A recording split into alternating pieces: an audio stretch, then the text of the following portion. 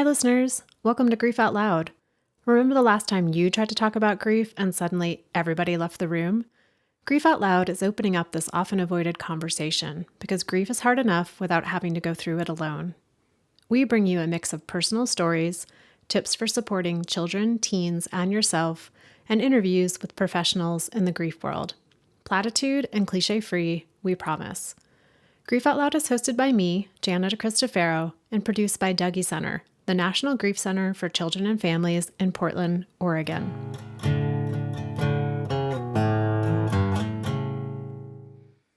When Melissa Gould's husband Joel died, she didn't fit the image she had of what she thought a widow looked or acted like, but she definitely felt like one. Joel had been living with MS for a few years when one day he started to feel sick.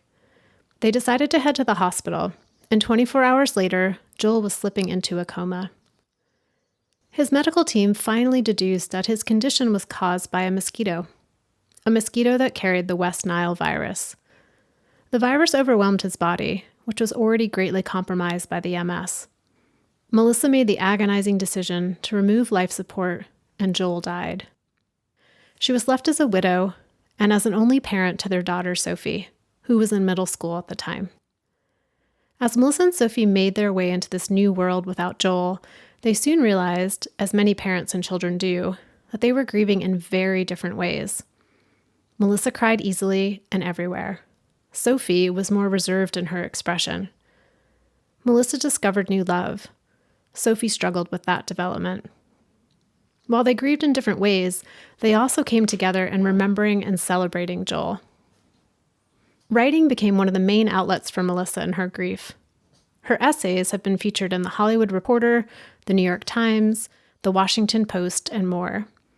She recently released her memoir, Widowish, which tells the story of Joel's life, of their love, and of the ways he lives on for both Melissa and Sophie. Melissa, thank you so much for being part of Grief Out Loud today. I'm just excited to talk to you more about your story and about your new memoir, Widowish. So thanks for being part of the show. Thank you, Jana. I'm very happy to be here. So what do you most want the world to know about your husband, Joel, and about the way the two of you loved each other? I love this question. I think just that through Widowish, Joel is out in the world. Here we are having a conversation about my husband and our life and our love together. That to me is such a gift. I guess what I would really want people to know about Joel is he really was a wonderful husband and father. And he was a person who really had a full life. When somebody dies young and unexpectedly, you kind of get caught up in the sadness of that. I want people to know that Joel had a full and active life that was full of friends and family and music and sports. He really was a whole person. To me, that is just the greatest gift about sharing our story and writing about him in Widowish. Yeah, I really appreciate that idea that the fullness of someone's life, the wholeness of their being, isn't measured just in how many years they spent in their physical form on this planet with us, that there's so much more that goes into that. It's so true. You know, I wrote an essay recently, and in it I say something about that, you know, he was a full life. He lived a full life. He wore his t-shirts that had band names on them, and he always carried around his wallet. And when he died, his wallet had $42 in it. And these are almost touchstones of the life that he lived. You know, like there was dirty laundry in the basket when he died that I didn't know if I should wash or not. You know, his life took on a different meaning. He's still very much alive for me. And I think definitely through the book and in writing about him, all of this keeps him alive as well. And that is also just a tremendous gift. And you write a lot about, you know, the love that you and Joel shared, both as partners, but also as parents to your daughter, Sophie. And one of the things and correct me if I'm wrong, but I really got the sense that you and Joel were a team. And I just Yeah. wondered what it was like when he died. And I know you say like he's still alive and with you, but you were suddenly having to make all those team decisions as just one half of the team. And I wondered what that was like and how you carried his contribution, to team decisions as you move forward that way. It was really difficult and in some ways continues to be difficult because Joel was so active and engaged as a father. I say many times in the book, and that our daughter Sophie is an only child. And when Joel died, I became an only parent. Sophie and I both felt the effects of his loss, obviously in so many ways, but every decision from what am I going to put in her lunchbox today to should I schedule that parent teacher conference to should I let her go to that slumber party to, decisions about as she got older, the high school program that she would be in or her extracurricular activities or the friends she was making. I didn't have my person there, my person being Joel, to just have those conversations that you have with your spouse, your husband, the father of your child. I didn't, and he and I talked about everything all the time in ways that were serious and fun and lighthearted, but Sophie was our focus and the presence of his absence was profound.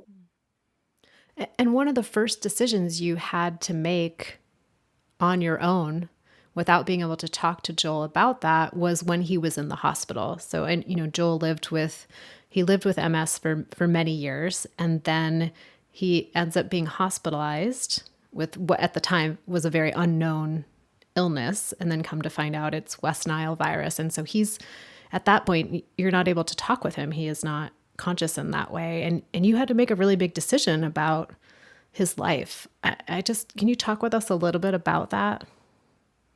Yeah, I mean, Jana, there were decisions I was making from the minute we took him into not the minute, but the next day, we took him into the hospital together. We made the decision together. He walked himself in. We really didn't know what was going on with him. It did not seem to be MS. Maybe, we thought it was the flu, but we weren't versed in the flu. Or when we took him to the hospital, he was able to communicate with the doctors and was not doing well, but he was communicative and responsive. And I thought, okay, they're going to make him better. And I'll come, I went home and came back the next day thinking, well, hunker down and get through whatever this is. And then Joe will be home in a few days. But when I got to the hospital the next day, he was slipping into a coma. We didn't know that, but he was changed, very changed from the person I walked in with. And so I started having to make decisions, everything from, I moved hospitals because the first hospital, which really is a big hospital in Los Angeles where we live. I mean, people go there for cancer treatments and to give birth, but the doctors at this hospital were telling me they had done everything they could to help Joel, and he was in a coma, and they didn't know why. And so they kept saying to me, you really should move him down to the hospital where his MS doctors are. And again, like that's what's so crazy is that we weren't versed in hospital speak, because like had I known when we made this decision to go to the hospital, we would have just started out at the MS hospital. You know what I mean? Like we were just going to the one closest to our house. So that decision we made together. Then I was making this other decision. And then, as you mentioned, there were harder and harder decisions to make. But every day it was like I was signing off for another brain angiogram or another CAT scan or another spinal tap, or, it was a plethora of doctors coming in and out. Each one had questions for me. I mean, it was a lot. It was overwhelming. And at some point, I just decided that I needed to really try to channel Joel and really channel what he would want and what he would say. And I really had to center myself to try to really hear him. Once I kind of plugged into that, I was able to really make some very hard decisions that were coming my way. Yeah, in a sense, it's you're making the decision, but you're also translating for Joel in a way, as you were talking of like trying to capture like, No, that's a great way to put it. Yeah, because I started thinking like, what would Joel do? What would Joel want? And we were so connected. We were friends for years before we became romantic. And I think that friendship was such a solid base for our marriage. Because of that, we were just very connected and we knew each other so well. Because things were dire and so grim, so fast. Once I, like I said, kind of plugged into Joel's voice, I was no longer guessing. I was really just trying to be his voice the best I could. and the other thing I was thinking about as I was reading through your book is, you and Joel had been adapting to living life with him having a chronic illness of MS that may have shortened his life, wasn't destined to shorten his life. And there's a lot of adaptation that goes along with that. And then he dies of something that's so sudden and so unexpected. And I wondered what that was like for you. Well, it was shocking and surreal. Joel died in November in 2013. And literally at the beginning of that year, starting like January, his health started to rapidly deteriorate. It was a very scary time because he had been living with MS and we had been managing it for several years. He made a lot of life changes, but life was good. Life continued on. I mean, we, like I said, made some changes, but Joel was managing. But at the start of 2013, his health started to deteriorate in ways that were very scary. We together were really facing like, okay, this is what our life is going to be like. And in some ways, there was like a grieving period that we went through together because of all the things that we saw were being compromised, his health and well-being. And that's what we say about MS is it's a quality of life disease. You don't really die from it, but it affects the quality of your life. And it hadn't been up until, I mean, it had been, but not as severely as it started to in 2013. And both Joel and I were, I would say, quietly suffering with the changes that we saw coming. For him, obviously, it was worse. He was living with it. He wasn't feeling well. And the reason I say he died in November was so that was like, 10 months of us really grieving his health and his well-being. And so when he was in the hospital, in some ways I was prepared for what was coming because he had been suffering so much in every way, physically, mentally, emotionally. Life got really hard. And I think that all factored into all of the things that were going on in the hospital and ultimately his death really it, in some ways was a relief to the suffering that he had been enduring. And when Joel died, there were a lot of things you were concerned about, but what comes through really clearly in Widowish in your book is that you were so concerned about your daughter, Sophie, who was in middle school at the time. And what did you learn from Sophie about how middle school age teens grieve? Her grief experience was so different from mine. I was crying all the time. Mine was like right there. Like I had no qualms about expressing my feelings, showing my emotions. I could be picking up the mail or at the supermarket or dropping her off at school and I would be sobbing. And she was much more stoic and kept a lot of her feelings inside. And that was very difficult for me. I have since learned, of course, that everybody grieves differently. But for a long time, throughout a lot of her teenage years, I kept thinking, like, is her behavior because her father died or is it because she's a teenager? And I realized the answer to that really didn't matter. Her grief was her own and her experience was her own. I never wanted her to feel bad that we were grieving so differently. I just wanted her to know that it was okay to feel whatever it was she was feeling because I didn't want her to feel guilty if she was, I didn't compare it to me. She looked like she was fine. And I didn't want that to have an adverse effect on her down the road. I didn't want her to think she was doing it wrong. There's no wrong way to grieve. But at the time, I was very concerned about her because she was holding it in so much. But again, she's an only child.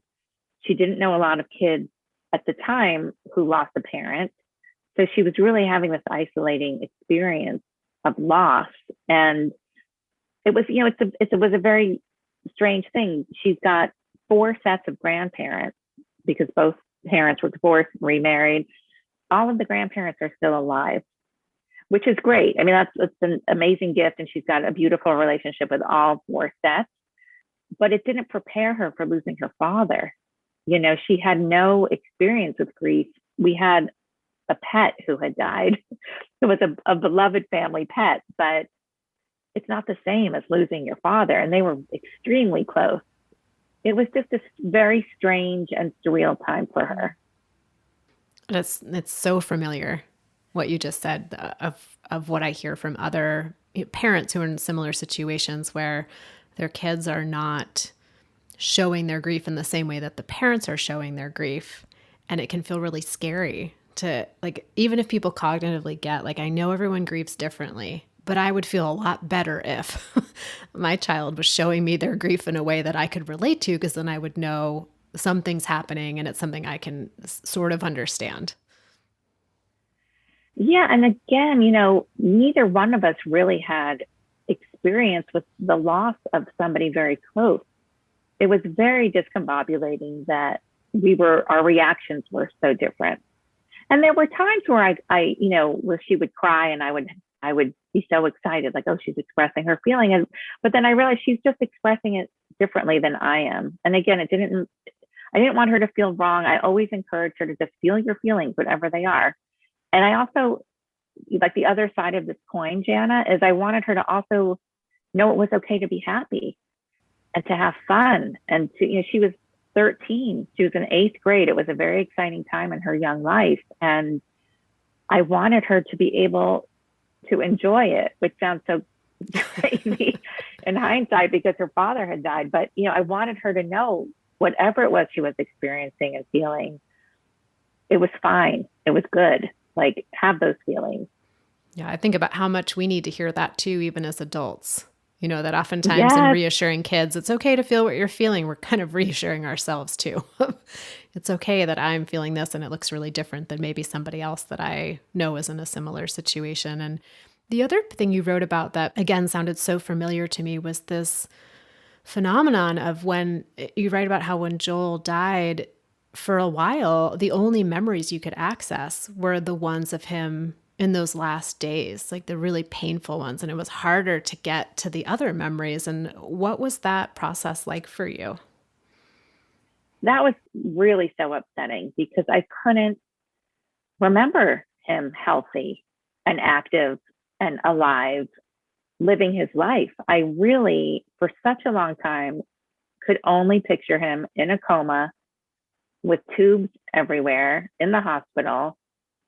That was so upsetting. And even when I looked at photo albums and tried to, like, place the photos and that point in time in our lives, there was always like this gnawing kind of the sounds in the hospital, the smells of the hospital, seeing him, even though I'm staring at a picture of us as a family standing somewhere in Italy, in my head, I really was seeing him in the hospital still. That was awful. At some point, I think, had to just kind of trust that my memories would come back. And that was in large part too why I had this ritual. Sophie started sleeping with me. I mean, when Joel was still in the hospital, she just kind of moved into our bedroom and we slept together every night for a year. Part of our nighttime routine was reading from this book, Healing Through Grief, Meditations on Loss. And Sophie and I would read a page from that every night. And then we would each share a memory of Joel. Just that ritual helped me understand that I would get back to that. I would get through this difficulty somehow. And on the other side of it, I would have my memories again. And I just began to trust that these things would happen. And slowly but surely they did. But it is one of the things, I've said this before, it is one of the things about grief that no one really prepares you for, which is you start to forget the things about the people that you have loved and lost. And that is probably what I consider to be the worst part about grief, is the memories recede and you do start to forget. Yeah, that almost fading experience, even when you're working so hard to keep all of the memories as current as possible, like every night, revisiting a memory and almost like dusting off the library shelf, of like, these books will be here when I can read them again. But then when you pick it up and it's like, oh, there's certain pages, maybe I can't find the full chapter. That's exactly right. The title of your book, Widowish. When I first received your book, I was like, what does this mean? And then as I was reading, I was like, oh, so you talk about like, I didn't look like a widow, or what I thought a widow looked like. I didn't feel maybe the way I thought a widow was supposed to feel. Like, how did you come to the idea of the concept of widowish? What did it mean for you? Well, it was a few things. I mean, really, kind of what you just said, I didn't look like a widow because I was young. And I sometimes feel bad saying that, because I feel like even if I were a senior citizen, when it's expected that you're going to become a widow in your 70s or 80s or whatever, it doesn't minimize the grief that an older widow might feel. So I don't mean it in that way, but in terms of like societal expectations or whatever, I didn't look like a widow. I was young. I was in my 40s.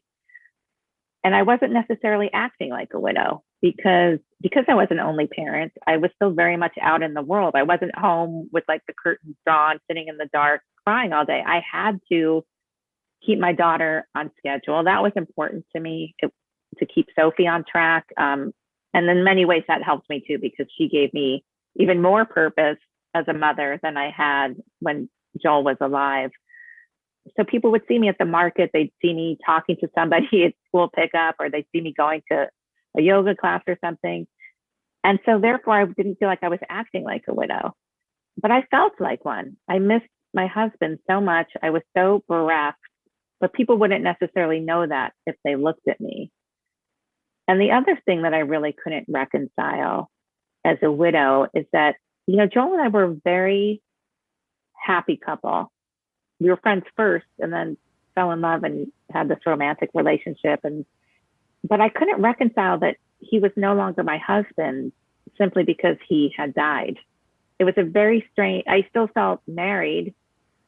And I didn't like that there was suddenly this word widow for this thing I was, because it didn't connect with how I was feeling. And so I kind of just came up with widowish because of those things. Like I didn't look like a widow. I wasn't acting like a widow. I didn't really feel like one, but I was deep in my grief. And so I kind of came up with widowish as a result of those things. Yeah, it's almost like on paper, right? You met all the qualifications. If you were to apply for the job of widow, you had a husband who died. So like you get the job. But you didn't, it's like, I'm not really sure about this whole identity of this, because I still have a husband. I still have Joel. I'm still married, even if he's not here in his physical form. That makes a lot of sense. Yeah. Well, thank you. Yeah.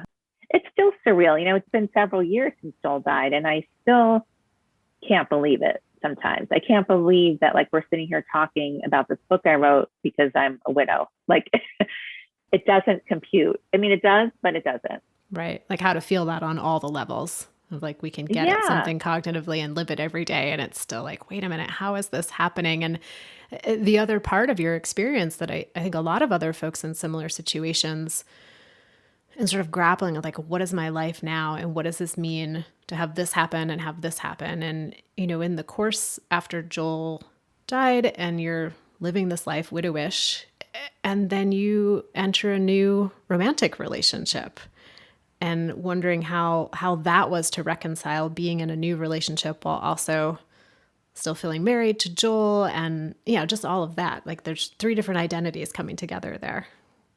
Yeah, I mean, that was a really crazy thing too. And again, continues to feel crazy and strange, because Marcos has been in my life. Joel's been gone for 7 years. Marcos has been in my life for around 6. And when we got involved with each other, I really didn't think about it. I think if I gave any thought to what I was doing, it would never have happened. But I just decided not to think about it, or especially overthink, because I tend to overthink everything. And I write about this in Widowish, but a friend of mine had given me the advice to keep everything easy. Every decision, she said something like, every decision, every choice you make, everything you do, choose easy.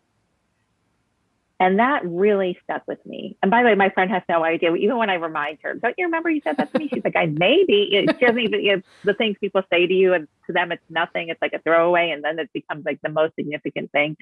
But a friend had said that to me. And so I applied that to Marcos. And when we started going on, I thought, I had so many conflicting feelings about it. I had known him. He was our daughter's guitar teacher. Joel knew him better than I did. But I always liked him. I always thought he was attractive. I didn't know him well. But when our paths crossed again after Joel had died, like everybody at the time, he offered to help with something. And I actually had something specific for him to help me with. And we just slowly started getting to know each other. And it was a very strange thing because I was so deep in my grief, but was also so excited when I would get a text from him or a phone call, or a very loose plan was made for something, all in relation to the stuff he was helping me with, which was music equipment that Joel had that I started to get rid of. I don't know. I just didn't overthink it. And I just kind of gave myself permission to let it be easy. And I was attracted to him. He was attracted to, he let it know he was also attracted to me. And I just kind of went with it. I wondered too, well, you talk about how when you were in the hospital, right, you tried so hard to connect with Joel and what he would want. And I wondered, have you done that as well in your relationship with Marcos? Have you kind of connected with Joel and what he would think of you being in this new connection? Oh, all the time. And the funny thing is when I started to tell people about Marcos, just my closest friends, like my inner circle, one of my friends was so funny because she would always say, what would Joel do? What would Joel say? Oh my God. And she was like hysterical over the whole thing.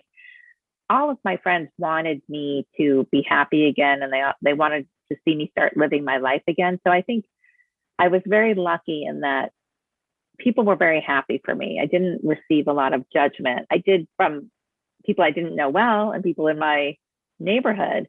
But in terms of my inner circle, people were very open and supportive. I don't think any of us, including me and probably Marcos, thought we would still be together this many years later. But here we are. And but I did in the beginning. I'm trying to. I don't know how much I thought about Joel. I was very conflicted. I think I felt guilty and excited, but I was still in so much grief and feeling so bereft.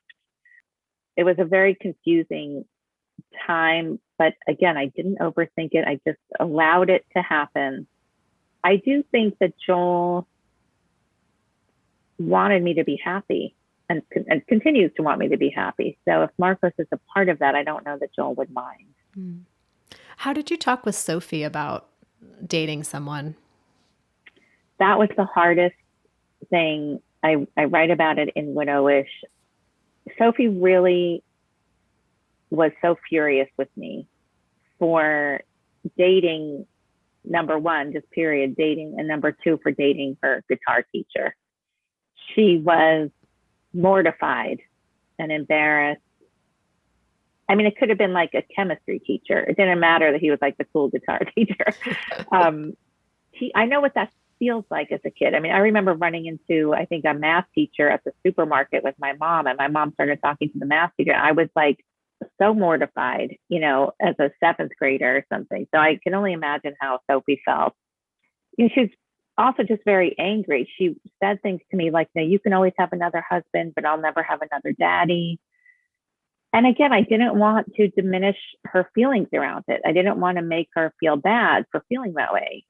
All I could do was assure her that she was still my priority no matter what, that nobody would ever come between us that even if I were to get married again in the far, far, far off future, her daddy, my husband, Joel, would always be my husband, no matter what. And I tried to convey that to her sweet little 13-year-old brain that her father and I were still married. He just wasn't here. It's a hard concept to wrap your mind around, but she just, she was very angry, very self-conscious. She still is in a way. Like I don't know that she'll ever really get over it because it was pretty quick. I mean, Marcos and I got together. It was less than a year of Joel dying. That was very hard for her. They have a nice relationship now. I mean, it took some time, but they have a really nice relationship. I'm okay with Sophie's feelings around it because I can only imagine how difficult it was for her. And Marcos knows also that Sophie is always going to come first. That I always feel like I would never want Sophie to feel like a third wheel or that she's not being considered in all of my thoughts and my plans. And she is, like, she's just my number one and always will be. So thinking about the process of there's living your life as a widowish, and living your life as a grieving person. And then there's writing about your life as a grieving person, as a widow, and wondered, how did writing about your experience in writing Widowish affect your grief? Writing about this whole experience has really been the most healing thing I've done for myself in terms of my grieving. I was a screenwriter and made my living as a screenwriter for really my adult life. So it never occurred to me to write about myself and write about what I was experiencing, even though what I was experiencing was this devastating loss and this grief. It just never occurred to me until a friend suggested that I join a writing class with her, and I did. And then I was working on another project, and at some point she said to me, I think it's when I had just started dating Marcos, and I told her, and she's like, I just want to say, I love what you're writing. I love the novel you're working on, but your husband just died. You're an only parent. You're now seeing somebody new, and you're not writing about any of it. And I really like you to consider writing about it. And I was like, why in the world would I ever write about myself? It's not the way I thought as a writer. I was always thinking of, these make-believe people and scenarios and worlds I would be creating. So to make myself the subject of my work seemed so far-fetched and just so out of my realm. But I couldn't let that thought go once she had kind of put that idea in my head. And so I did start writing about my grief and this loss and being an only parent and being a widow in the world and the things people said to me and the experiences I was having, and definitely about dating again. And they just came out in these forms of like these essays, which I had also never written before. Once I started writing about all of this stuff, I couldn't stop. I couldn't stop because it felt so good. It felt like such an exhale of what I was walking around with. And it was so healing. And I felt like I could literally have probably written all day long. And I couldn't believe that people were actually interested in them. I had a blog at the Huffington Post, and I would get fan mail, I guess you would call it. And not just from widows, from people who were experiencing different kinds of grief in their life. It just kind of kept me going. I was like, wow, people are responding to this. And I started pitching my essays to different publications. And, I was in the Los Angeles Times and the New York Times and the Washington Post. And just last week, I had something in the Hollywood Reporter. I'm still writing about it. And then all of this led to me thinking, well, maybe I have a book in me. And because it was, again, the most healing thing I was doing for myself, I thought, I am going to write this book.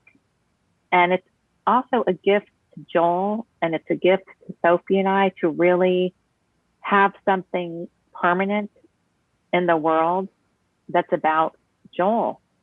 Makes me think too of what you talked about earlier of one of the most painful parts of having someone die is the way they start to fade from our memories, Right. and to write it down and to have it in a book and have it published of like, here's this thing that will never go away, that I can, even if I can't viscerally feel this memory, I can go back and read it, and it existed. It still exists.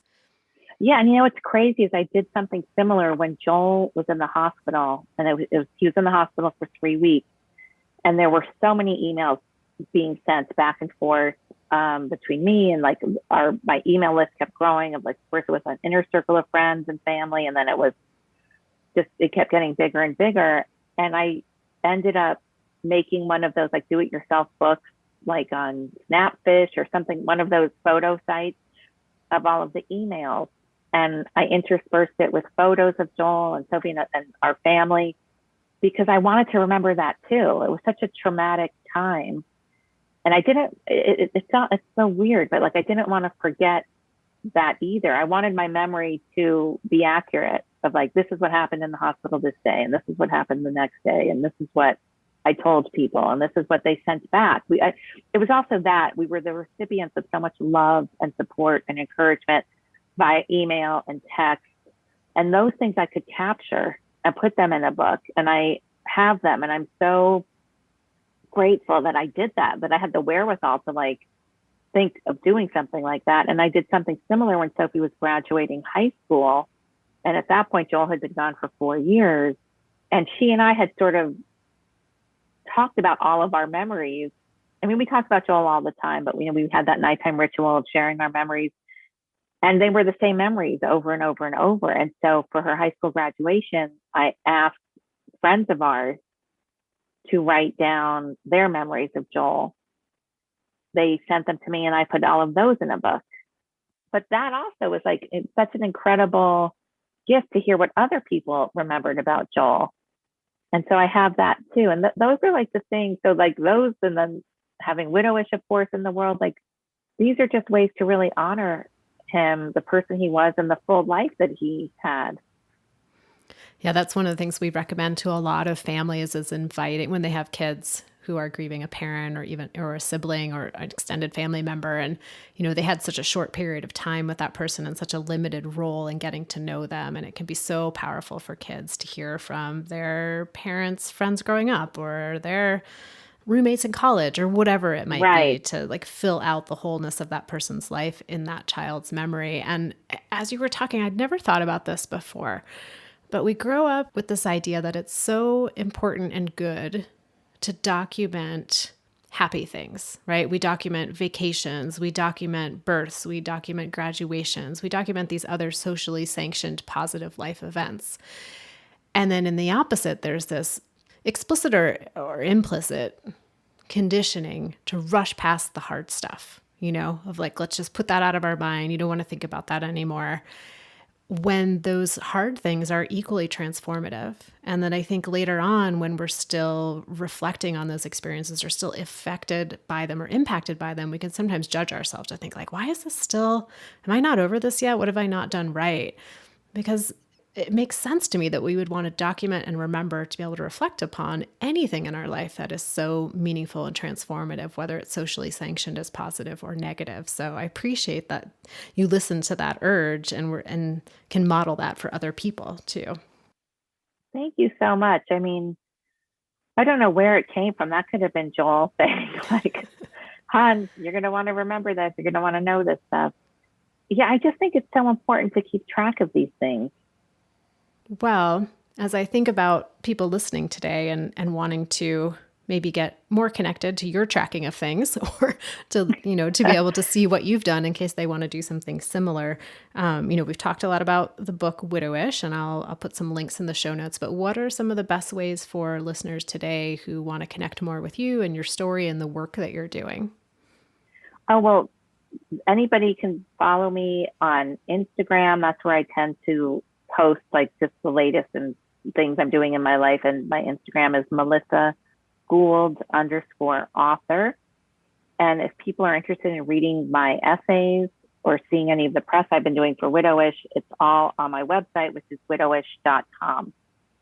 Great. And listeners, I'll put all that in the show notes, but I know sometimes it's just nice to hear it so you can go straight to your phone and find Melissa at Melissa Gould _author on Instagram. So Melissa, thank you again for writing your book. I really couldn't put it down, which sounds weird to say about a grief book. And I read a lot of grief books, but I'd take a 10-minute break at work and I'm like, let me scroll through another chapter. It's so good. So I definitely recommend it, listeners, to get a copy of it. And just so nice to, I read your story, but to talk with you today and to hear more about Joel and Sophie and your life and kind of just the inner workings of that process. So thank you for making time to talk with me today. Thank you, Jana. It's really been so nice to speak with you. I appreciate it. And listeners, I say it each and every time, thank you for being part of our community. The show would not mean anything if you weren't out there tuning in. So we really appreciate all of you tuning in, listening, sharing the show with people that you think might be helped by it. You can always reach out to me directly at griefoutloud@dougy.org. That's DOUGY.org. That website, DOUGY.org, is also a great place to find all of our past episodes if you're new to the show. So thanks again for listening, and we hope you'll join us again next time.